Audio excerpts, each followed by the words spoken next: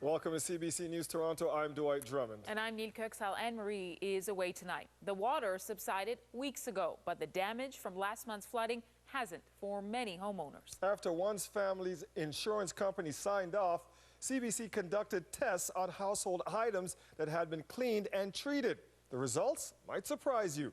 Shannon Martin explains. You can see the watermarks. See all the watermarks from outside, how high the water was? This was just days after that monster storm, and already there was mold sprouting in the Etobicoke basement.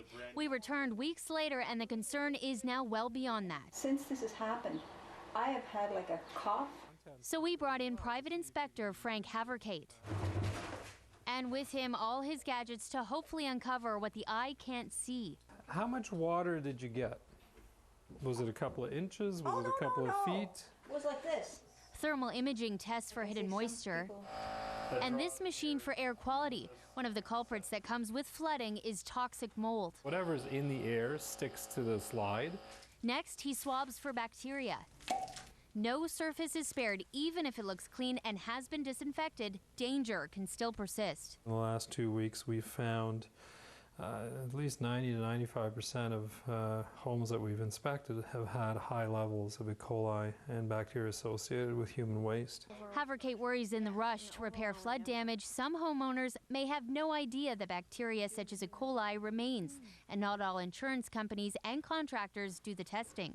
We sent all those samples off to the lab. 1 week later, they're back, and unfortunately, it's more bad news for the Thorne family.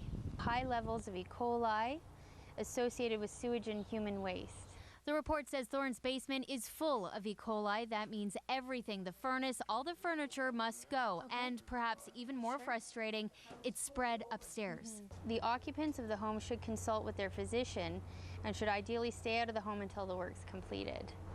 Well, that we'll have to sort of be debating because I really don't have anywhere to go.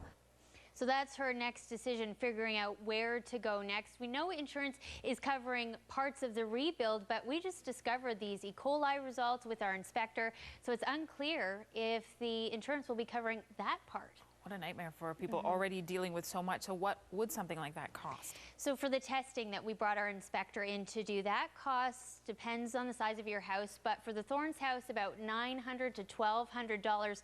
But when we talk about this cleanup, the cost is huge, $10 to $15 a square foot. So for the Thorne's family, that's up to $20,000 to clean up that E. coli. Incredible. Thank you for that, Shannon.